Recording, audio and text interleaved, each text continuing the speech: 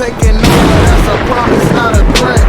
Uppercut season off top, you stop breathing. Yeah, but one fight though that should not have any of that shit going on in this fight is the other lone fight card for this weekend. And like I said, and this one is, it can be curiosity, it could be, I don't know what you want to call this one, other than, it's like one person is definitely needs to step up their shit, and the other one is just mostly like he's kind of being used as like the jobber to the stars type of deal. Of course, I'm talking about Jaime Munguia and John Ryder. Now, this is one of the fights where, of course, Munguia, we've asked him to fight someone else. Like, Munguia, you're supposed to fight, fight. Who was it that they tried to get him to fight, but it kind of fell? I mean, there was the Charlo incident, the Charlo fight, and Andrade. Yeah, Andrade, yes, and all that stuff. So it's just like he's had name after name available for him to fight. Yeah, like even from Triple G's, like it seemed, and I know Canelo, all those names around there. Yeah, Canelo even. It's just like, and it just seemed like it's just weird that the guy he's 40 fights into his career and he's had, and he's been a champion and everything like that. He has dominant wins, but for some reason they moving him like a prospect still. And on top of that, and fun too is like there was a period obviously where Munguia was getting refined when he was getting trained by Eric Morales. Eric Morales, El Terrible, he's a legend. And you can tell, you can see the influence in his game because he got offensively, he tightened up his offensive. Everything was like where it needed to be. Yeah, he looked way sharper. Yeah, the jab was jabbing, the right hand was handing. Yeah, but when he decided to get away from him and go to Freddie Roach, you saw a whole decline, because when we previewed this fight with Sergey Derevyanchenko, like pretty much we were just like, because Derevyanchenko obviously has been put through the ringer, so we're thinking, okay, this should be an easy fight for him and stuff like that, and it ended up being a fight of the year candidate, like a top 3 fight, Yeah, facts. And then you see Munguia taking all types of ridiculous, like I don't think I've ever seen Munguia take as many flush shots as like the hooks, the uppercuts, like not Lomachenko. It was a variety of flush. Yeah, variety. Like Derevyanchenko was lighting dude up, like he had him in trouble, like on several rounds. It was just like, geez. That's never a good thing. It's one thing if you're susceptible to like a certain punch that somebody throws, or a certain 2 punches, or a combination. Mm-hmm. But a nigga shouldn't be able to just land anything he wants on you throughout a whole fight. Yeah, and honestly, I didn't even think. And this is at 168. Derevyanchenko is at a lot of his career at 160. And he got put through the ringer. So the fact that you have a compromised Derevyanchenko and he's letting you up at your division that you've acclimated yourself in is a problem. And you're in your prime and you're a bigger dude naturally, like. Yeah. Exactly. I know people could be like, well, he fought at 154. I'm like, yeah, of course. But, there was this other Mexican guy who got himself down to 154 and convinced everybody he was a little nigga too. And yeah, he's going to fight Charlo, I think, soon. Yeah, and the worst thing too was Munguia nearly also gave himself an L because he wanted that fight to be a 10-rounder, but Derevyanchenko refused. Now, if that fight was a 10-rounder, he would have lost the fight by a split decision.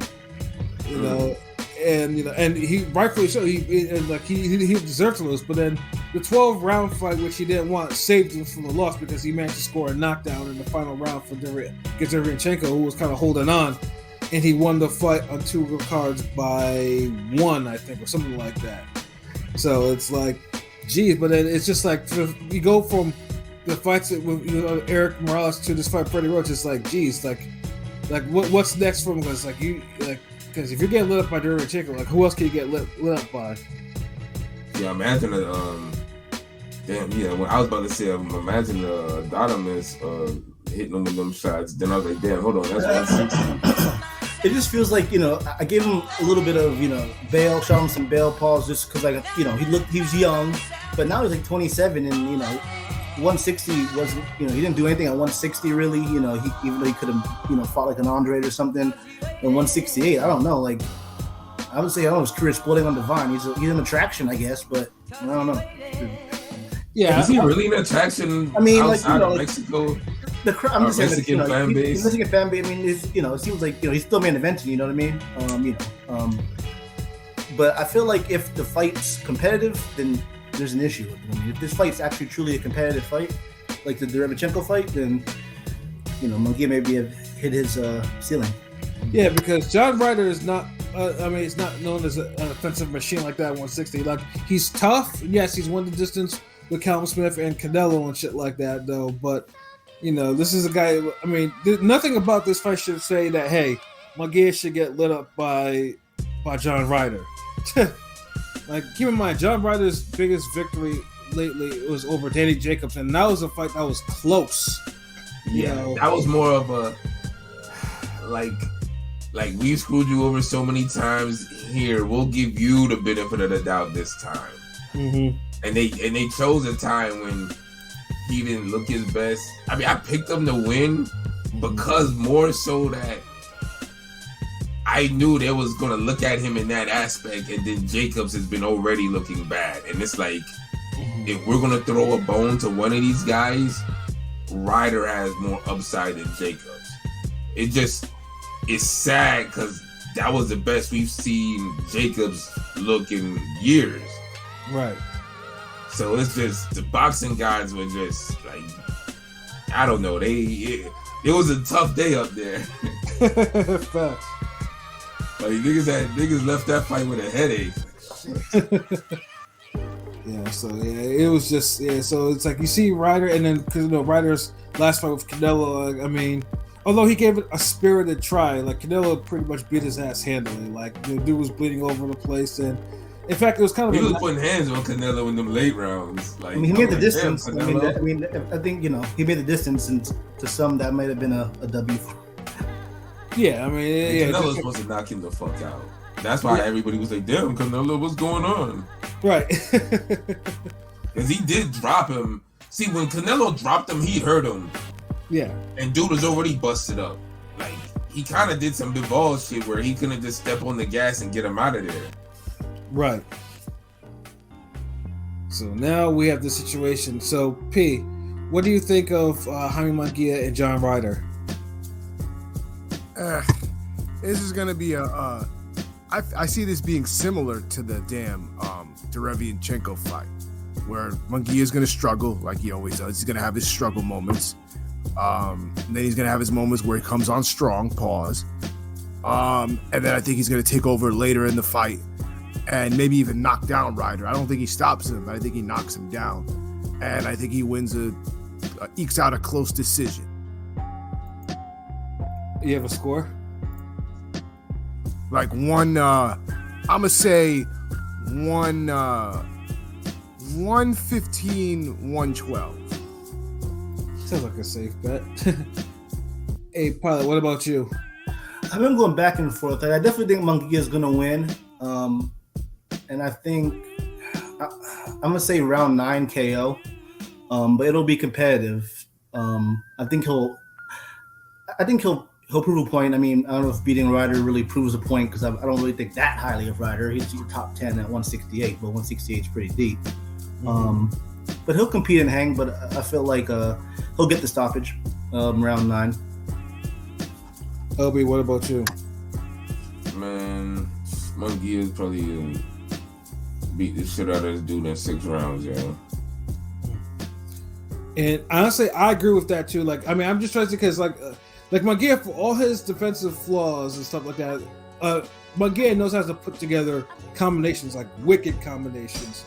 And it's not like Ryder's a defensive whiz or anything like that. So it's like, I could honestly say, and Ryder is not like a big super middle himself either. He's not. So yeah, and he don't have a defense that Derevchenko has, because Derevchenko is compact, and Derevchenko is a higher quality fighter than Ryder. Right. Yeah, the only difference is, though, that no one cared to protect Derenchenko's record, where Ryder, at least, his record is not. I mean, you can look at his record and thinking like, okay, he's lost to some decent guys or whatever. Yeah. Where people will probably look at Derenchenko's record and it's like, god damn, like he probably stinks, when it's the truth that he just got put through the ringer. Yeah. But yeah, I definitely say, because I honestly, I have a hard time. Like, I mean, I'm not saying that Ryder is not capable. I mean, he made a bigger fighter than Callum Smith. Like, he made Callum Smith fight fucking small as fuck, and outworked him and all the stuff like that. So it's not like he doesn't have the experience of beating a bigger guy, But it's just like with Munguia. Munguia is at his best. He's like non-stop offense, like, and he punches hard as shit. And it's just been part of me is thinking that I find it hard to believe that he won't get busted up, even if he's competitive. He won't get busted up by Munguia's punishment. So yeah, I'm thinking he might stop him by like 7. And Ryder's not a guy that gets stopped easily. He's only think he was only stopped like once. So he's by Nick Blackwell. Yeah, Nick Blackwell's the only person to stop. Right. And even the odds reflect that too, because I just had to bring it up on FanDuel. So for Munguia, points of decision is plus 110. For Munguia KO, it's plus 235. For a draw, it's plus 1280.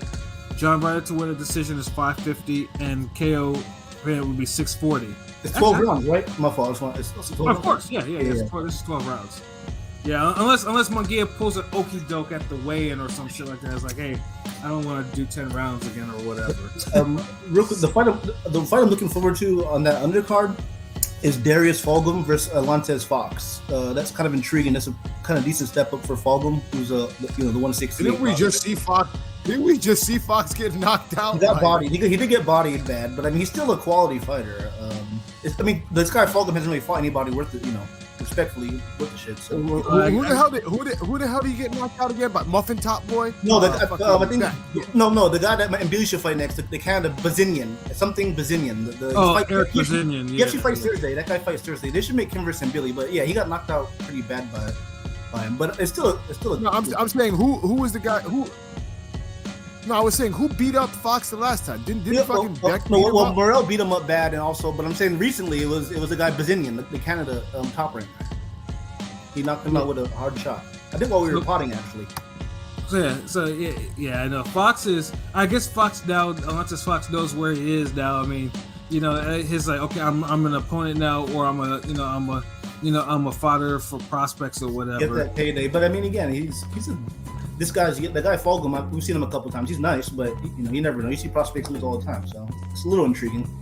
And then also too, Sebastian Fundora's little sister Gabriela Fundora is the co-main. She defends her belt against Christina Cruz, so that's at least Gabriela Fundora can actually body some fighters. She got a knockout. I'm looking forward to that one. She got a knockout last time. Yeah, no, but yeah. So I mean, like I said, it's life for the weekend, but like with Golden Boy, like I said, they have a touch. Like even with what they offer, like chances are you'll get in a really entertaining card of some sort. Like whether it's from from the main event, co-main, or whatever. Like they know how to put together a card. So it's like, but even with Munguia though, like Oscar has to have some sort of plan. Like the motherfucker's like 42, 43 and 0. Like what? Like seriously, like you have to put him in some significant fights, and it's not. And you can't even use the excuse where it said you can't make a fight because that Munguia doesn't want them. So it's like, yeah. I don't even think it's Oscar's fault anymore. Shit, I mean, he's giving Shane Mosley an extra something. I don't know, like shit. We need not much of an ass, but shit, like they're both on Golden Boy. If he's not gonna, fight for another. Yeah, they need to put them more on each other's cards and build up Shane Mosley more. Shane Mosley deserve a title fight. Yeah, like I mean, Shane Mosley should be fighting somebody for a middleweight title. Beat me the Munguia fight. Yeah. And if I think it's too, it's like, I mean, Mosley for as much, I mean, he has his moments, whatever, but one of the things that Mosley does, Mosley has a chin, like he inherited his father's chin, but there are times I know he's taken a lot of punishment, like, and I think that would, I don't think Mosley has the power to kind of hold off on Munguia. That's why I don't really want to see it unless there's like a title on the line. Like, because I want Mosley at least, Mosley is very close to actually a title shot. So let him at least get that before. I mean, Munguia is closer to a title shot, than Mosley. That's what I'm just saying. Well, he's been. No, look. You got to look at it in a way where if we're playing the game fair, when everybody's advantages, Mosley's closer to a title shot or more deserving. Munguia is a guy who's had like 17 fucking chances already to take one when he's had it, and he don't want it. He don't want a big fight. Mm-hmm. Like, he can take whenever he want. Like, nah, fuck him. Yeah, like there was too many times where Oscar or him have pulled out of the fight and saying like, no, they don't want it, stuff like that. Where it's just like, yeah, Munguia is a detriment to his own career. So I don't know if he just wants the easy road or whatever the fuck. I don't know what his motivation is. But yeah, no, it's just too. It basically it's just too many of these fights and whatnot. And eventually, it's like I said, if a pretty much a past his prime Durancheco could put hands on him like that, it's only a matter of time that someone who's not as worn down or has that type of mileage will do the same to him. And like I said, I mean, I know I definitely find, but if you're a betting man, definitely find value in actually putting something on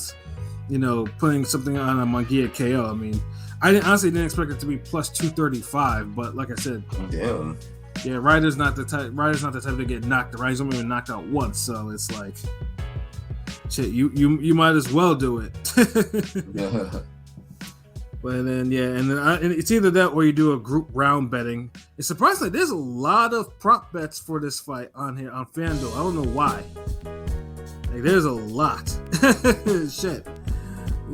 Like 4 different alternative group round bettings. Will the fight go the distance? Oh damn. I mean, if the fight doesn't go a distance, it's a plus 148. It's like the odds are kind of favorable if you really want to gamble on this fight for that. Like, but yeah, no, Oscar needs to in 2024. Oscar needs to put him in a fight.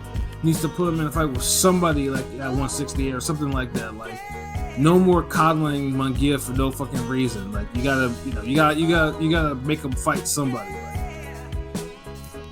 And like I said, John Ryder, I'm guessing, because if John Ryder hasn't done that, where John Ryder's putting his foot in his ass, but he doesn't get to this in the decision, it's not gonna look too good for Munguia. Like, he has to cut all this shit out. Like, facts. Yeah. Like, you have wins over world champions, you have all this shit. Like, there's no reason for you not to be taking these big fights. And actually, he should be running middleweight. Like, I don't understand why he's not, but yeah, Munguia needs to get his shit together. And I just see that Henny God, salute to the channel. Yeah, thank you. I know you just came in. Salute Henny God, what it do? Yeah. So yeah, like I said, it's a lighter weekend of boxing still. Like, obviously, things probably won't pick up until probably maybe the second week of February, because you have the Teofimo fight and everything like that.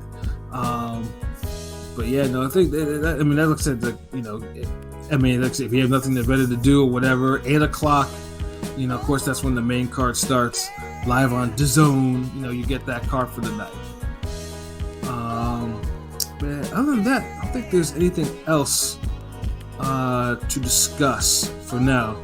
Because I know we went in about the other shit too, so I think we could probably end it here unless there's something else you guys want to bring up.